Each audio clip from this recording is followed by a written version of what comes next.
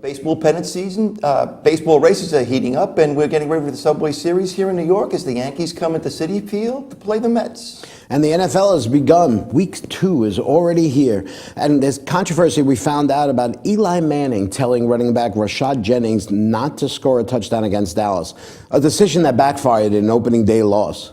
And in our Did You Hear About segment, we've got stories about the death of basketball great Moses Malone, a Orioles fan that is an astronaut, and we'll wait to tell you what Marshawn Lynch's mom said too about it on Facebook. And the best hour of your sports week is coming up on Glory Days right now. InReview.com.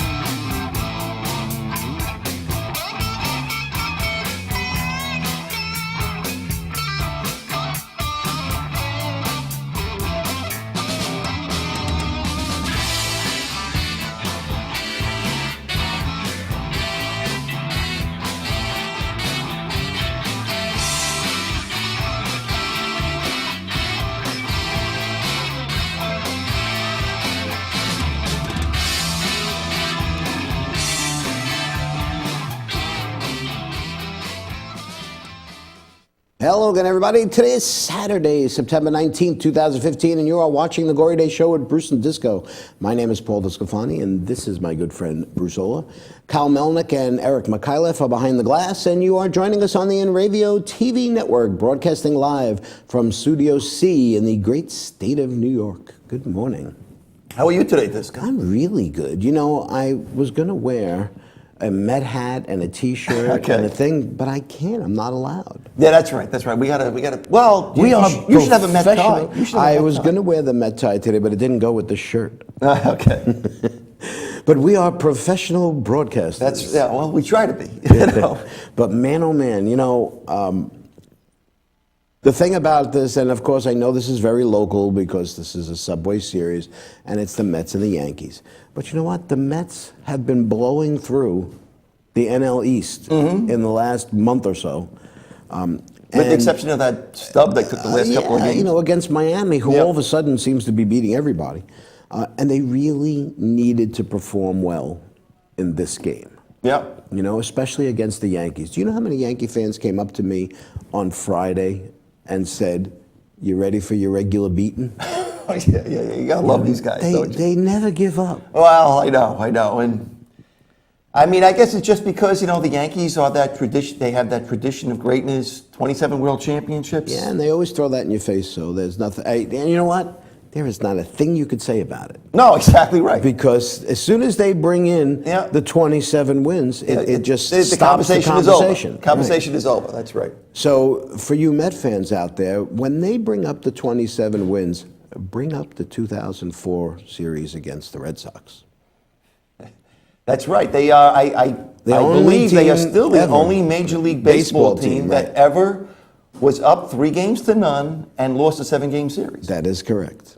So we got that going for us. Well, that's like an oh yeah, is all that is. Okay. But you know what? I think the thing is, and we're going to get into this a little bit more in the second segment of the show. We'll talk about the game last night and the Subway Series in general. But I think as a Met fan, it's really important for no other reason other than the Yankees still are not taking the Mets seriously. The fans are not taking the Mets seriously, and they're never going to take the Mets seriously until they actually do something. And so far, we really haven't done anything. Well, I think the Mets need to win another 25 World Championships. You know, what have they won? 2, right? They won in 69 and 86, right? 1-2. We're 2 out of 4. Yep. We won 2, and we lost in 73, and we lost to the Yankees in 2000. Shh, don't say that. We don't want to talk about that. Yeah. I thought the interesting thing, though, we were talking about this a little bit last night, is, you know, the Yankees, they sent their ace last night, Tanaka, and the way they set this thing up, he was pitching on 4 days rest, right? Mm-hmm. And actually, I think they changed a little bit now, because now with the Toronto Blue Jays winning last night, the Yankees no longer, and I don't understand this yet. They say they don't no longer control their own destiny, and I guess maybe even if they won the next 2 games, they would still. Well, they have a 3-game series with the Toronto Blue Jays coming up, so right. they wanted to go into that series knowing that if they had could 3 win, games, and right. they were less than 3 games down, or 3 games down. Now, even if they go in and sweep, they're still. So, and that's guys that they were talking about that they no longer control their own destiny, because the way they were setting this up is. Tanaka pitched Friday night, and he was going to pitch again Wednesday. Right. So he's going to do. Now they say, well, you know what? Now that we don't control our own destiny, maybe we need to set ourselves up for the wild card game. Yeah, you know what? That's a crapshoot. So they might be skipping him, I guess, or he might not be pitching on on a Joe 4-day rest anymore. Joe Girardi had said in the paper that he really wishes that the wild card was at least 2 out of 3. Yeah. He said because one. Well, game, the first series is not 7 games; it's 5 games, right? Yeah, but the wild card is just I know. one game. It's a single elimination game. So you play 162 games to play one more. To play one more game. Yeah. You know. But I can't say I disagree with his. No, not at all. Yeah. Not at all. And that's why it was very surprising the lineup that he put out there yesterday, and we'll talk about that later. Yeah. So let's turn our attention towards the NFL. NFL, yeah, okay. Well, the first thing I want to start out by saying is, I guess going into the season, look at all divisions, and I guess you always knew you had New England and Miami were good teams, okay? But every team in the AFC East won on Sunday. Which is very unusual. Thursday, I guess, I wonder how often that happens. It be does very happen, rare. but I think the last time it's a few years ago now. I mean, first of all, you have to have all 4 teams playing against somebody else. Right, exactly. And then they all have to win on the same weeks. And the Jets and Miami and Buffalo are not exactly locks to win any particular week. Yep. You know what I mean? But Rex Ryan is already sprinkling his magic there. I'll tell you, they were. Last week we were talking about what teams do we think was going to go to the Super Bowl. I said the Colts were one of those teams, and they got their head handed to them. And they're playing the Jets this week. Yeah, I know. And Buffalo is playing New England in Buffalo. And I had read this morning that in the front, the display area of the Buffalo Bill team stores, they are selling. Air pumps. What they're selling. Well, that would be funny. Well, yeah. That's why I said it. So here in New York, I guess it was in Dallas. Sunday night's game. Sunday night game, right? I mean, it wasn't enough that the Giants blew that opening game against Dallas on Sunday night. They allowing the Cowboys to drive down the field in the final minutes. Yeah, I mean, I still don't understand why they wouldn't try to go in for a touchdown, because if it puts them up by 10, that's 2 scores you need to have, Well, we found out the next day. Yeah. Running back Rashad Jennings, who was stopped twice on the 1-yard line, just before Eli Manning threw an incompletion, he was told, and Manning confirmed, he told them not to score. Yeah. Manning said he was concerned that the Cowboys would have too much time left on the clock. But they'd have to score twice. I mean, that's what I don't get, man. That's what I don't understand. That's where it just... and everybody is taking a little bit of blame here. Coughlin's taking the blame. The offensive coordinator's taking the blame a little bit. Manning's taking the blame. It kind of reminds me of, when something goes wrong and, in business, when you've got emails going back and forth and somebody says, wasn't my fault, and I always say, I didn't say it was your fault. I said I was going to blame you. So I guess the rationale is, and I could never understand this, the rationale was he thought that the Cowboys had 1 timeout left. Yeah. Right? So he thought if Rashad, so he says he made the call and told Rashad Jennings, don't score. Yeah. The Cowboys are going to use their timeout after the first down. Then they would be able to score on the second down. But instead, the Cowboys had 2 timeouts. Yeah. And when he went back to the sideline, nobody said anything, so he told Jennings to do the same thing. Then he throws an interception, which of course stops the clock. Incompletion. Stop the clock. Incompletion, right. Yeah. Stops the clock. Yeah. And I don't know. He does those commercials.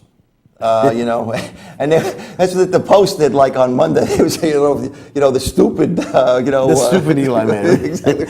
That was who was in the huddle at the last couple of minutes there. So now, some people thought that Jennings was throwing Eli under the bus, but this is what he said. Jennings said, on the first down play, I was told, Rashad, don't score. On second down, Rashad, don't score. I was tempted to say forget it and go score because I could.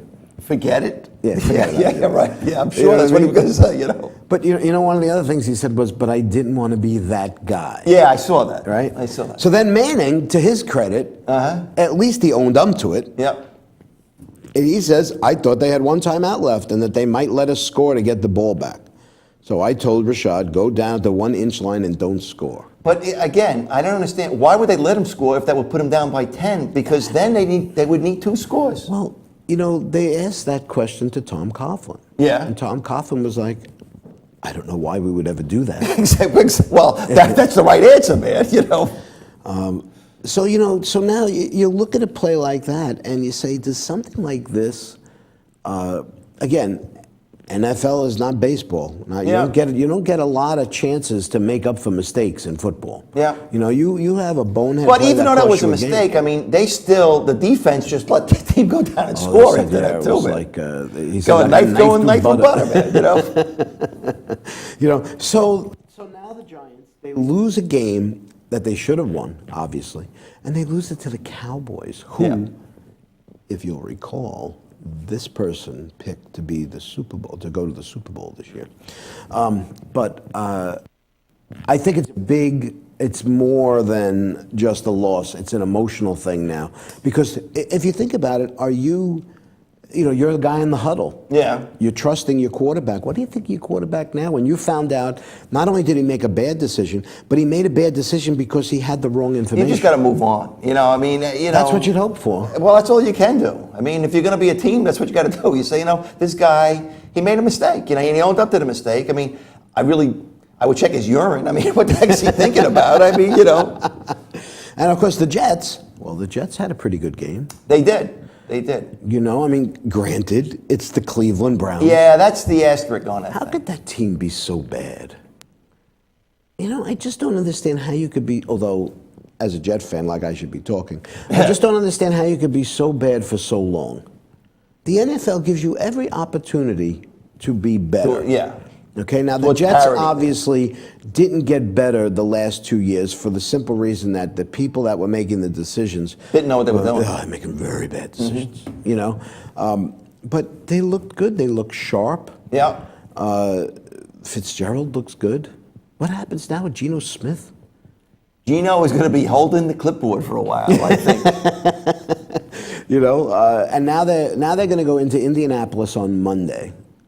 And this is going to be a very interesting game, you know, because you know that Indianapolis they got beat, they got humiliated really by Buffalo, and you know, with all the talk that we're going to be this great team, I mean, they really got something to prove on Monday night, you know, so they're going to be loaded for bear. It's their home opener, you know. On the flip side, you know, the Jets are a lot like Buffalo. They have good defenses, you know, and really, you know, Rex Ryan just really, you know.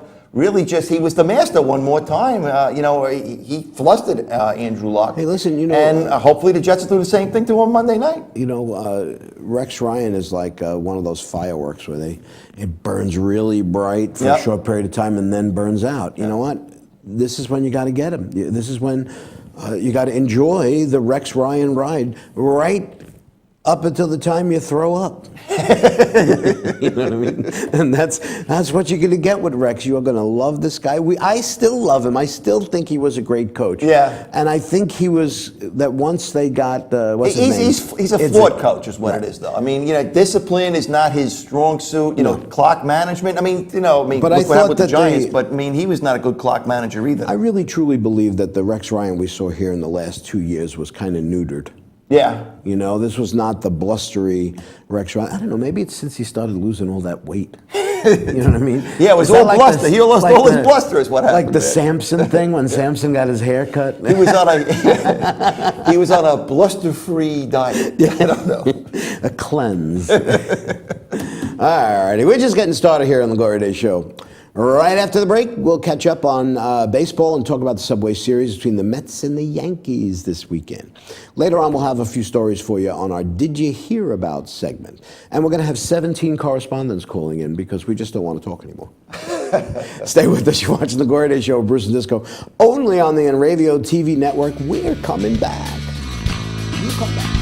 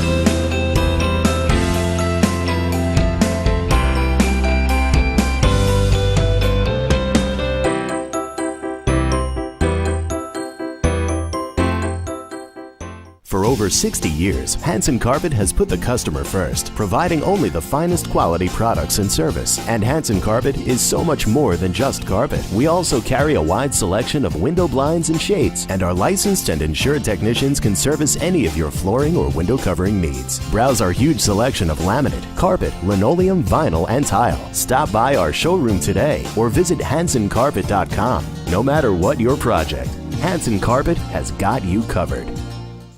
The world of advertising has changed. Radio, TV, and newspaper revenues have declined drastically. Why? Because businesses have realized that advertising return on investment isn't what it used to be. So what can we do about it? Well, that's easy. Advertise online. Own a local restaurant, real estate agency, or even a national retail chain? Whatever your business, Enravio can get your message out there, and we can do it at a fraction of the cost. Call today and see the difference for yourself. This isn't TV. This isn't radio. This is Enravio.com.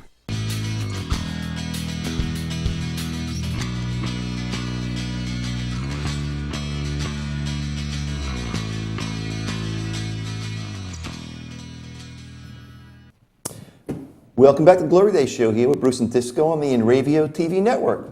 For the last few baseball seasons, all we would hear during spring training for the Mets was, we want to play meaningful games in September. Although the Mets were keeping their heads above water and staying close to the Nationals, most Met fans didn't think they would fulfill their goal of meaningful games. Then came the deals that brought Juan Uribe, Kelly Johnson from the Braves, promotion of rookie Michael Conforto, but the clincher was the trade that brought slugger Yoenis Cespedes from the Tigers. Mets went 21-8 in August and came from 3 games behind Washington and 9.5 games in front. The turnaround was so dramatic, the Mets might have done enough damage to the national psyche that they might not only play meaningful games September after all. And now the Yankees coming to town for the annual Subway Series. Has the series lost its luster? Let's talk about it. Okay. No, it's funny. I was talking to our friend John Zeiss, and he's been on the show before about the Subway Series, and we were talking about that first Subway Series game. It was the first one at Shea Stadium. Okay. The Mets had won the first ever Subway Series game in 1997. Dave Malicki pitched a 6-0 shutout. Masterful. A complete game. He pitched a complete game shutout. And I remember how exciting that was, seeing the Mets actually playing the Yankees in a game that mattered. Yeah. You know what I mean? A game that counted, yeah. A game that counted, Yeah. but otherwise it was the Mayor's Trophy game, was exhibition, and you always never really saw the real stars playing in the game, and that was just a great game. But of course the Mets would go on to lose the next 2 games in Yankee Stadium. Yeah, I mean, the Mets don't have a good record in the Subway Series at all, man. No. The Yankees have won 58 out of 101 games or something. It's almost like that 27 championships to 2. I mean, it's... well, it's not quite that bad. I know, but it's still disproportionate. And the Yankees, there's been, I guess, 18. The Yankees are 5 and are 8-5 in the Subway Series. Okay. 8-8. They've won 8 out of the 18 series with a couple of ties. There were a couple of ties. Okay. I guess it was a 4-game series then. Yeah, well, a couple of them were. But a couple like there were 6 games during the year, 3 games there and 3 games here. Okay, so but just they won, yeah, collectively. Collectively, okay. The years, Okay. The years. But they had that first game was that we saw at Shea Stadium was a Friday night game, and you and I obviously we went to the 7th game of the World Series, and that game, the 7th game of the World Series, was so intense that it was difficult to cheer at. Plus the Mets were down, and I don't think we really let loose until Ray Knight hit that home run, and then Darryl Strawberry hit the home run in the 8th inning. This Yankee game was different. From the first pitch, every pitch, everybody was on every pitch, and everybody was paying attention. And remember, the Yankee fans would go, "Let's go Yankees, Yankees!" Right? And it was just the sing-song was going on all great, and of course it could never reach that intensity before. But in the last couple of years, the series has been ho-hum. They're playing the Yankees. It's not quite them playing the Marlins, but there wasn't the intensity, and the game became about bragging rights. Yeah, that's right. They counted obviously, but they didn't have as much implication. Right. And they counted. This is first of all, it's the first series that they've ever played after the All-Star break. They've never played each other before, after the All-Star break. Okay. The Yankees come into town. Obviously, they need probably to win this series more than the Mets do. They're still trying to catch the Blue Jays. Yeah. But they want to win a division, yes. Right. They're going to have to. They would have to take 2 out of 3 here. Right now, remember how hot the Astros were? Yeah, the Astros are in second place. They're wild card now. Yeah, they're a wild card team right now. And they're actually the second wild card, so they wouldn't even host the wild card game. The Yankees. And so if you're looking at this wild card thing, and this was the main reason why, even if the Mets were to get into that wild card game, if they were not going to win this division, and they're going to win the division. Don't worry, this is not 2007. Is that a disco guarantee? This is a disco guarantee. Okay, I'm going to tell you right now, the Mets will win this division. In 2007, the big collapse, okay? We were 7 games in front with 17 games to go. You cannot collapse unless the other team is winning. They got to win out. Yeah. Right, exactly. So right now, in that year in 2007, the Mets only won 4 games of their last 17. They only won 4 games. But the Phillies only lost 5 games. Yeah. So that was the big difference. Here, somebody posted something the other day and said that this was before last night. They said that even if the Mets, who had even if the Mets finished 7-9, the Nationals could only lose 1 game. That's it. Is that going to happen? No. Well, I mean, anything is possible, but that's what I'm saying. So I more probable than not. More probable. Okay, how do you like that? You like that? Yeah. So now what we're talking about is now the series all of a sudden takes on tremendous importance, and the guy who pitched last night, Steven Matz, the kid from right down the block here, East Setauket, not far. Got a sandwich named after him at the Seaport Deli. That's right. Went to Stony Brook. Yeah. But this kid now, we had never seen him. He was the big phenom, and he comes up and he pitched great, and then he had the elbow problem or shoulder problem, whatever it was he had, and he looked really shaky in the first inning. Yeah. But man. He's a warrior like all the Met pitchers. I mean, if they don't have their best stuff, they'll figure out a way. DeGrom, usually does that too. If he doesn't have his best stuff, he'll figure out a way to get you out, Well, the one guy who was probably sitting on the bench not rooting for Matz yesterday? Jonathan Neese. Yeah. Because Matz is going to take his spot. Yeah, he's the odd. He probably is the odd man out. But I think they'll put him in the bullpen. No, I'm not. I'm thinking, and we will do an entire show to this. I promise you. But I'm thinking Harvey, DeGrom, Syndergaard, and Matz. You only need 4 starters. and Bartolo Colon goes to the bullpen as the extra guy, because just in case one of those 4 guys falters by the second inning. Yeah.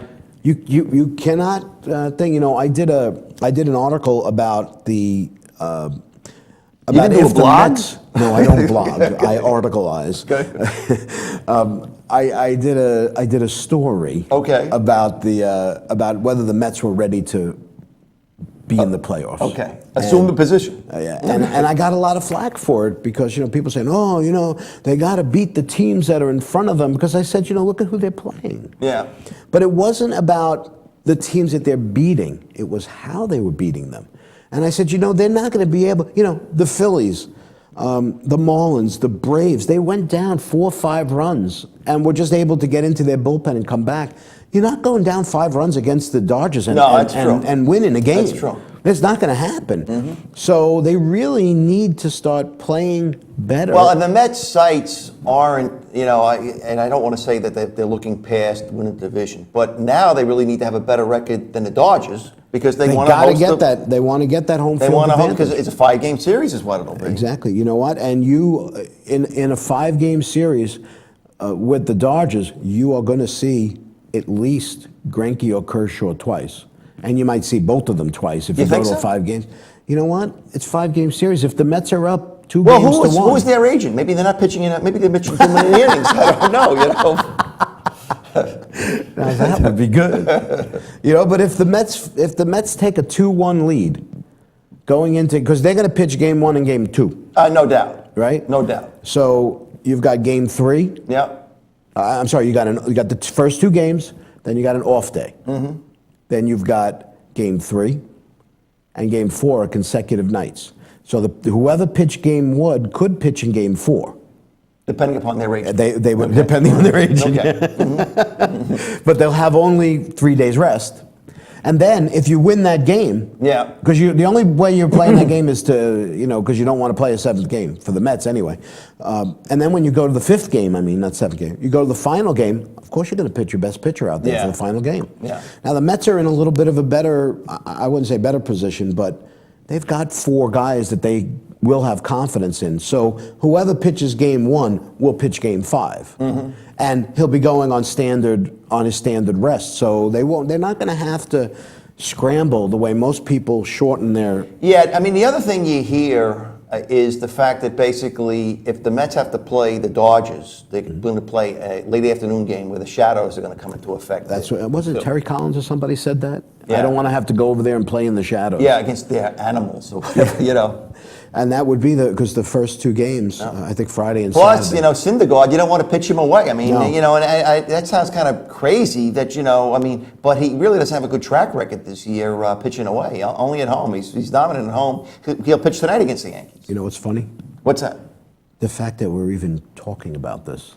Well, is that funny? Because, where were we 6 weeks ago? Yeah, well, that's right. You know what I mean? 6 weeks ago, this team, the Mets, were last in runs scored, last in home runs. They couldn't hit their way out of a paper bag, and now all of a sudden, we're looking at. We're just talking about it. Granted, we're giddy. We are giddy, man. Yeah, okay, we're kind of giddy, like little schoolgirls, But what was Joe Girardi thinking last night? Okay, here's my problem. You got a catcher, Brian McCann, who's got, 28, 29 home runs. You're not playing him last night. What are you doing? Yeah, when you come down to the last couple games of the year, okay, lefty, righty, platooning, that goes out the window when you have to win every night, especially when you're chasing somebody.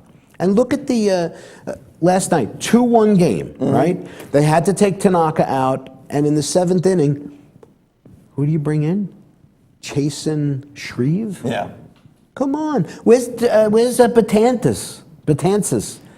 Right?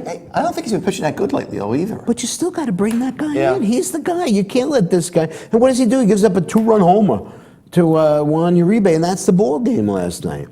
Thank you very much. Thank you very much.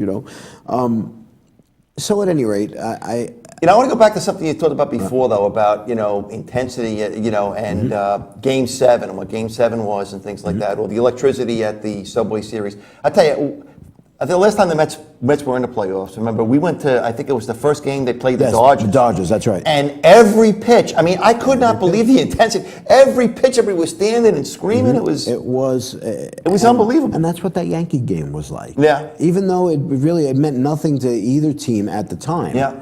Although, the Mets were getting better. This was in '98. The Mets were getting better. They were 1 year away from making. I'm not even sure. I don't know if they made the playoffs in '98, but obviously they made it in '99, and then they got to the World Series in 2000. So they were on their way. But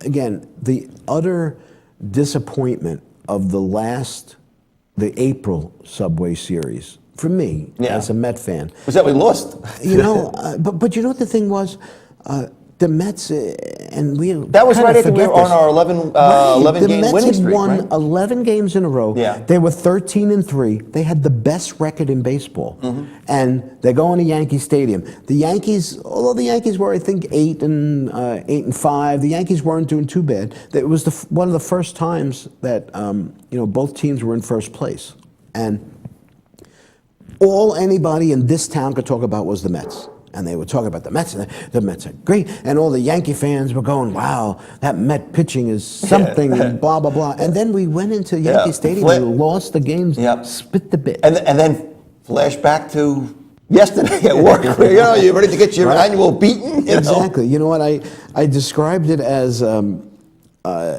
if you had a friend who was always telling you how great their car is. I got this car, it's great, it gets great gas mileage, it's this, it's that, and you could never compare with him because your car is a stinker. A lemon. Your car is a lemon. But then you get a new car. Yeah. And you're telling your friend all about it, and your friend is like, wow, that's really good. I'm really glad you got a good car. Come get me, let's go for a ride. And you go for a ride, and he looks at the car, he goes, this is an amazing car, it's great, I can't wait. And you get in, and you put the car in, and you get a flat tire. Okay, now, the flat tire is no big deal. Yeah. But you blew the whole thing. Yeah, and all he'd say is, great car, pal. Come back to me when you have 4 tires. You know what I mean? And that's kind of the disappointment that we had. Not that we lost, it was that we were going to show you Yankee fans, this is different, this is the in the every dog has his day category. Yes, the difference between Met fans and Yankee fans obviously is that Yankee fans don't care about tomorrow. Everything is today. Yeah, and they're not.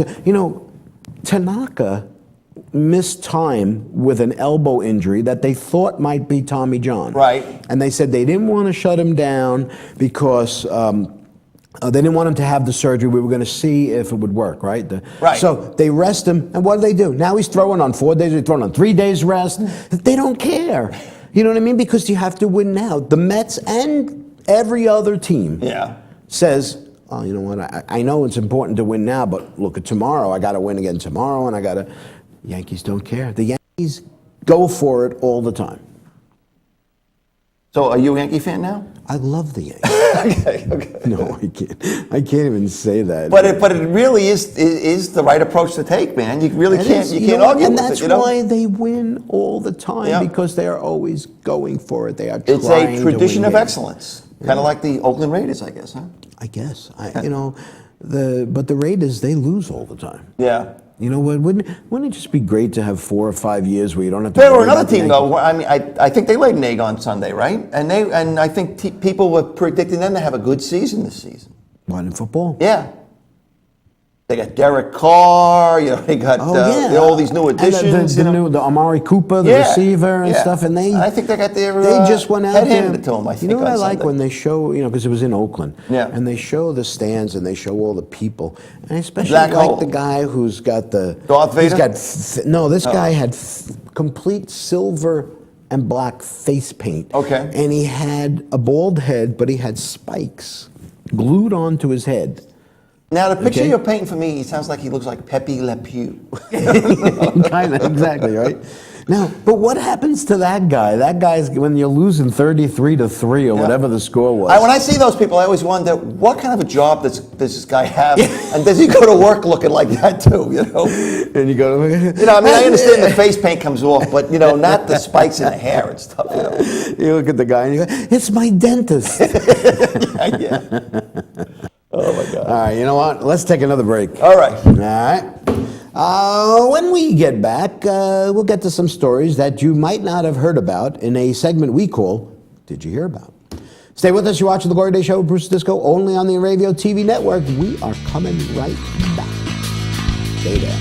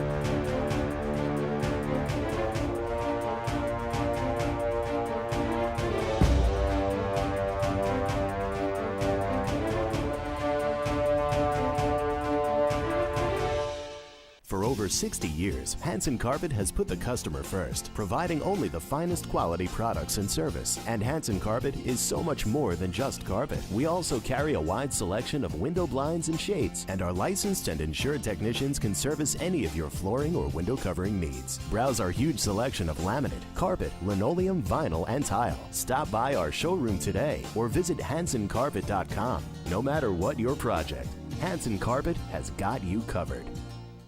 Hey, this is Chris West Jake, and if InRavio.com spots you at an event wearing this bracelet, they will give you $100.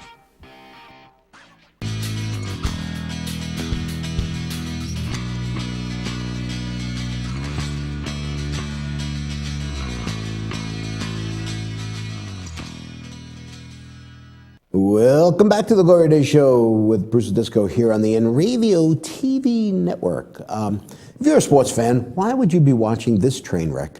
If you weren't, you'd know that you can go to the ESPN or any sports internet site to get the scores and the stories that you need.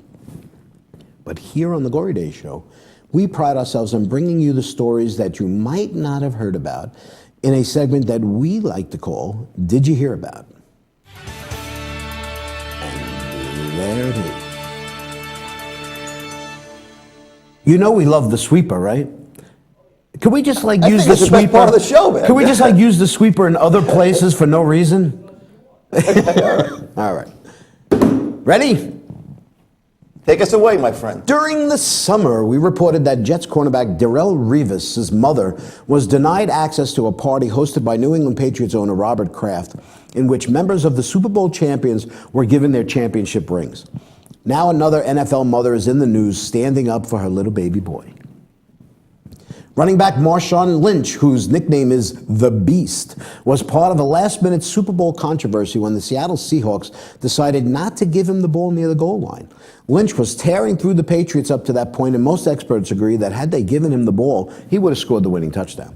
Instead, Offensive coordinator Darrell Bevell chose to have quarterback Russell Wilson throw a pass, which was intercepted at the goal line by New England's Malcolm Butler, yada, yada, yada. Uh-huh. On Sunday, the Seahawks were faced with a similar situation on 4th and 1 in overtime against the Rams.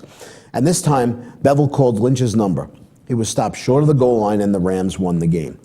But according to Lynch's mom, Delisa Lynch, they need to fire Bevell. Okay? Devil posted comments on her Facebook account on Monday, which are right there. Yeah. Accusing Bevell of purposely calling a play that he knew Marshawn wouldn't score on, so as to justify why he didn't call that same play in the Super Bowl, saying he was the worst play caller ever. Ever? Ever. And that he should be fired. What is she, Donald Trump? The Facebook rant, which was loaded with misspellings and grammatical errors. Yeah. You know, okay. Could you guys make that bigger? Right. Was that possible? Okay. It was loaded. Look at this. The way, the things that are in there. Okay. Smart ass. She went on to say that she loves the team, but that the Seahawks love that play caller more than a win. Now, this might cause a little awkwardness for her son, Marshawn, in the locker room. I would say so. You know, but I guess she has to speak up for him because, as we saw in the previous 2 Super Bowls, which cost him almost $500,000 in fine, he doesn't like to speak for himself. What do you think about mothers? I love my mom. You know? But could you imagine your mother sends an email to your boss? No, I can't. You know, that would be going a little overboard. Your mother would send an email to the boys and say, "Don't you tell my Bruce he's an idiot." Yeah, exactly right. That's up for me to do. I don't know. I just think it's funny that in this age, this world of social media. Yeah. That, you know, first of all, I want to know who on Facebook or Twitter is following Marshawn Lynch's mother. I don't know. Maybe Marshawn Lynch. That's about it. You know. That's crazy. You know what? I am very happy that my parents didn't have, social media. You know, they're saying that the kids, the younger kids, like the 2 boys behind the glass over there, they're saying that people like us, adults, we've ruined Facebook for them. Right? Yeah, I've heard that from my daughter, too. You know what? They didn't ruin anything. You don't have to follow us. Yeah. What do you care what we're doing? But we have to follow you because we don't trust you. All right. Bada bing. Bada bing. So story number 2 takes us to Baltimore. Did you hear about the astronaut who was a Baltimore Orioles fan, Disco? No. Well, astronaut Terry Virts, who was born and raised in Baltimore and grew up in Columbia, asked the Orioles if he could take a baseball jersey into space.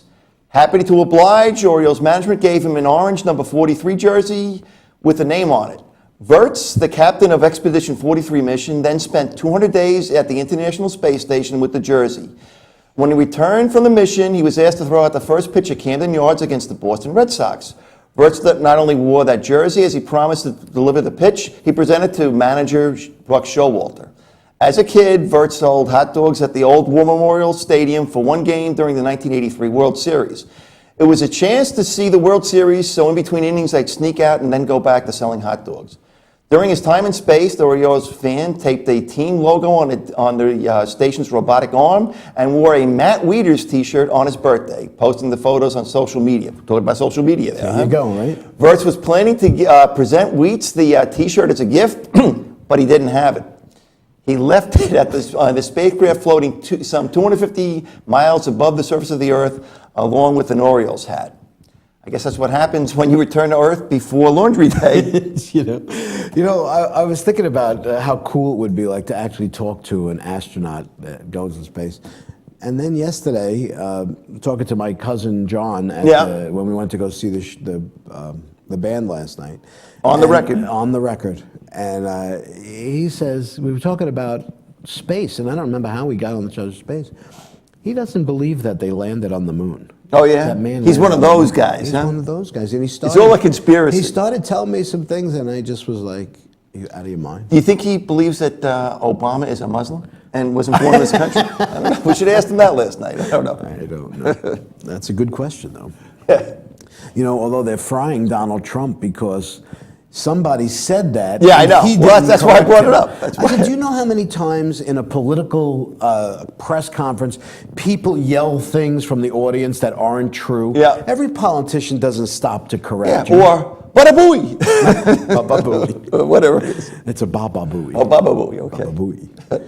Finally, did you hear about the death of Moses Malone?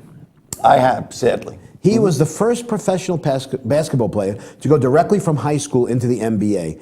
And he passed away this week at the age of 60. Ooh. Maybe you don't want to hear that, Mr. Die. The three-time most valuable player and Hall of Famer, Malone died of natural causes associated with his heart disease.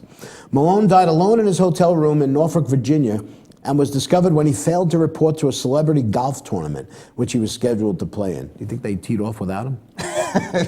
Malone was named as one of the NBA's 50 greatest players and was in the was the Finals MVP in 1983 as he led the 76ers to their title. In 1974, he went directly from high school to the ABA, signing ABA. with the Utah Stars. He was with the Buffalo Braves. I don't even remember the Buffalo Braves. Yeah, I don't either. In 1976, when they were part of the ABA-NBA merger. I guess that didn't last too long. Malone also played for the Rockets, the 76ers, the Bucks, the Bullets, the Hawks, the Spurs, during a storied 20-year career. But not the Knicks, huh? He never played for the Knicks. Okay. He also won the league MVP twice with the Rockets in 79 and 82, and they later retired his number 24. 12-time All-Star, he still holds the records for career offensive rebound in a game, a season, and a career. He led the NBA in rebounding 6 times, including 5 years in a row. I had no idea he was that good of a player. Yeah. I knew of him, but he had a great thing. During the 1983 NBA playoffs, he joked that the Sixers would sweep every one of their playoff series, making the prediction of faux, meaning that they're going to win 4 games in every series. And you know what? He was close. They only lost 1 playoff game during that entire run. So it's faux FIFO. Faux FIFO. Fee-fi, faux Was it fee-fi, faux? Yeah, there you go. You know, a guy like Moses Malone, you know, I guess every sport has their throwback players, you know. But I remember the ABA. I mean, we were Well, young the pups. three-point shot came from the ABA. Right. I mean, they always had that cool basketball, red, white, I and blue had one. basketball. Did you have one? Did you have Yeah. Yeah, red, white, blue. Yeah. It was the first basketball. And of ever. course, you know, the great Julius Erving. I mean, he started out in the ABA. I remember I saw my first professional basketball game at the Long Island Arena. Me too. In Comac. Yeah. Right? And Billy Paultz, Yeah. what they call him, the Whopper. Remember they used to call Billy Paultz the Whopper. And we were at the game with Patrick O'Neal and Patrick O'Neal's father. Okay. And we were sitting up in the last row. And everybody predicted what they thought the score of the game was going to be. And if I remember, his sister predicted a tie game. Really? And we laughed. And of course, the game went into overtime. And of course, the Nets lost. But Billy Paultz, after the game was over, was standing at mid-court being interviewed, right? And he had a basketball in his hand. And after the interview, he just threw the ball over his shoulder and he swished it. Really? It was the most amazing thing I ever saw. Wow. You know? Wow. But, you know, it's, I guess, you know, they lost another, and I couldn't think of the guy's name. They lost another basketball player just recently, too. But this guy, he had heart disease, you know, and Yeah, I said natural causes. I mean, I don't know what natural causes is, you know? his natural causes just not a knife. I guess. I don't know. It's not a knife or a gun or jumping in front of a train, I guess. That's wild. I don't know. All right. You know what? We're running out of time here, I think. I think we're running out of time. But we've got time. We'll take a break. All right. When we come back, we'll wrap up for the weekend. Stay with us. You're watching The Glory Day Show, Bruce and Disco, only on the InRavio TV network. We're coming right back.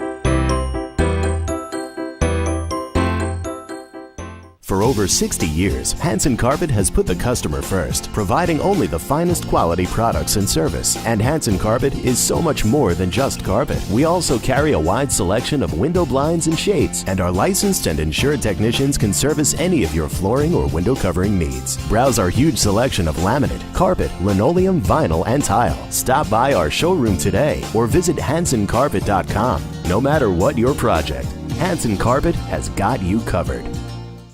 The world of advertising has changed. Radio, TV, and newspaper revenues have declined drastically. Why? Because businesses have realized that advertising return on investment isn't what it used to be. So what can we do about it? Well, that's easy. Advertise online. Own a local restaurant, real estate agency, or even a national retail chain? Whatever your business, InRavio can get your message out there. And we can do it at a fraction of the cost. Call today and see the difference for yourself. This isn't TV. This isn't radio. This is InRavio.com.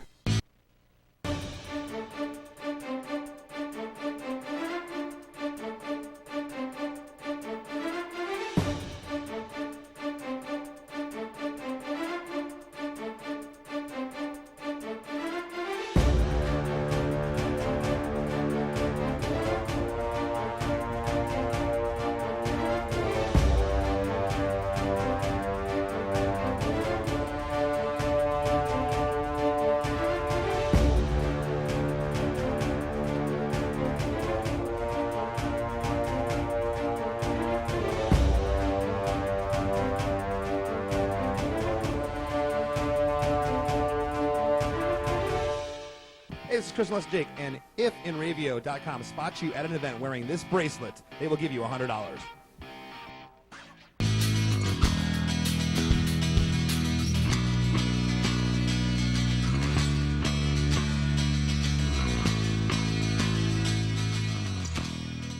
Welcome back to the Glory Day Show with Bruce Disco here on the InRavio TV network. So what did we learn today? Well, Marshawn Lynch's mom is pretty protective of her son. As most mothers are, I guess. She can't spell. And I think she's paranoid. You know, if she thinks that basically, that play was called just, with this whole conspiracy theory about them, because they didn't try to run it in. Yeah, she actually thought that he called that play because he knew it was going to fail. Yeah. And he could then go to the media and say, see, I told you, that's why we didn't call it in the Super Bowl. Different scenario altogether, You know what I learned today? I'm glad my mother isn't on Facebook.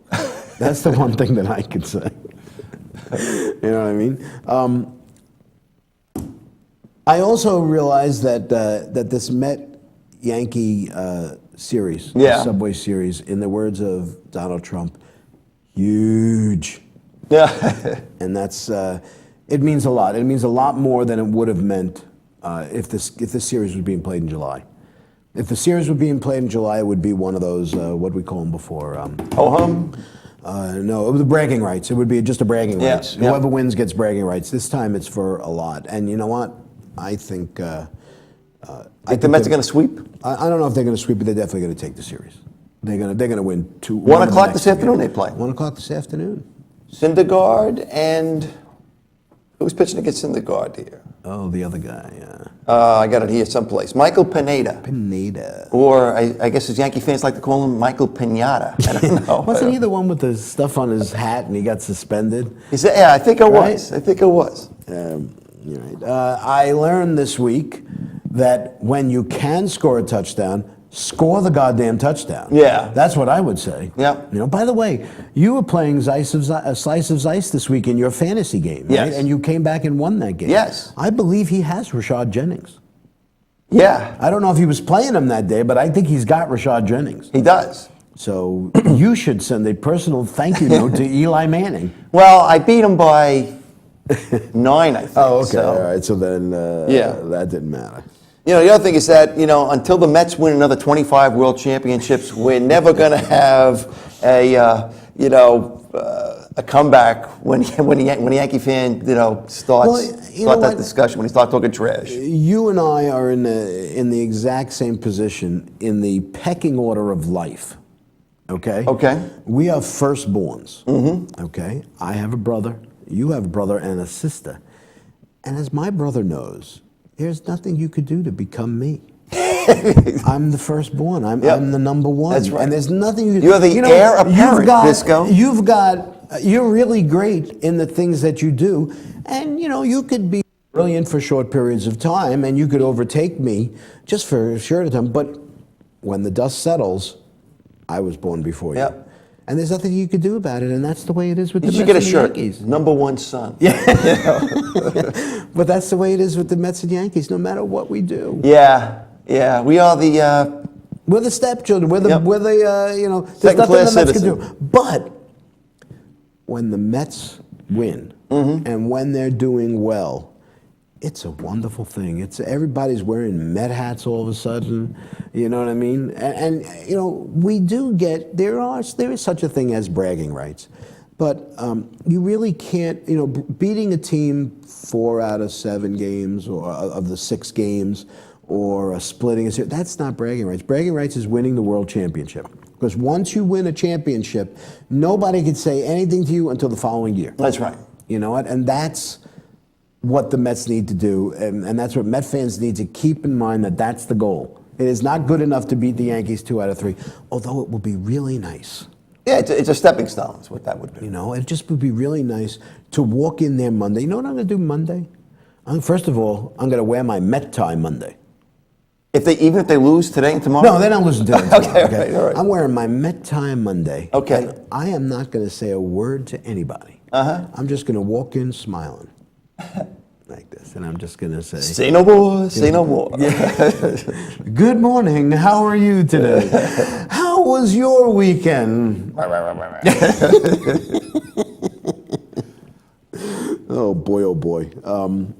What else? Oh, yeah, I know something else I learned. Yeah. Never give an astronaut something that you want back.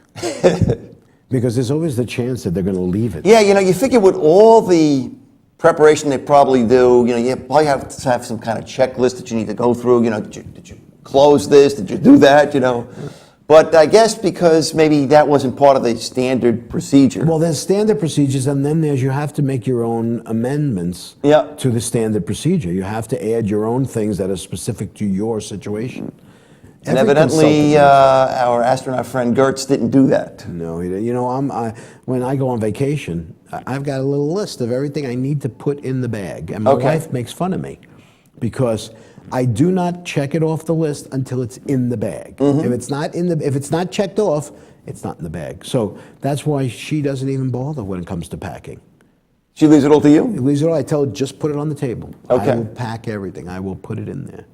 And she has no faith that I can fit it all in the bag. And I do. How do you do that? I can't tell you. Okay, that's a secret, huh? That's a secret. All righty. Hey, the other thing, we didn't talk about it on the show, but, the NHL is getting ready to start up. We're starting to see... Yes, training camp started yesterday. Yep. Did you see the black jerseys, the Islanders? Yeah, I saw jersey? it. I got to think about it a little bit there, So we'll get some hockey talk in soon. Yeah, we need to get Pete back on the phone. That's the thing the other thing that I learned is that we need guests on this show. Yeah. It's hard to fill this time without talking to somebody else. But you, my friend, are coming up on a significant milestone. Hey, that's right. It's a birthday that ends in a 0.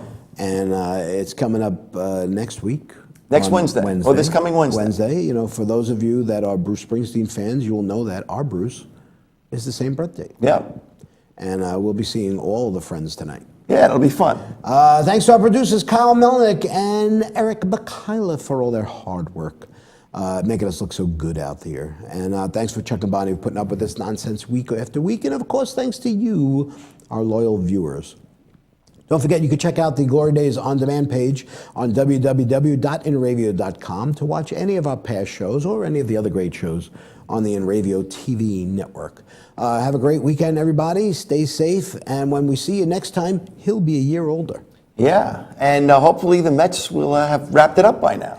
Enjoy your weekend, Met fans. Sorry, Yankee fans, got nothing for you. Let's go Mets.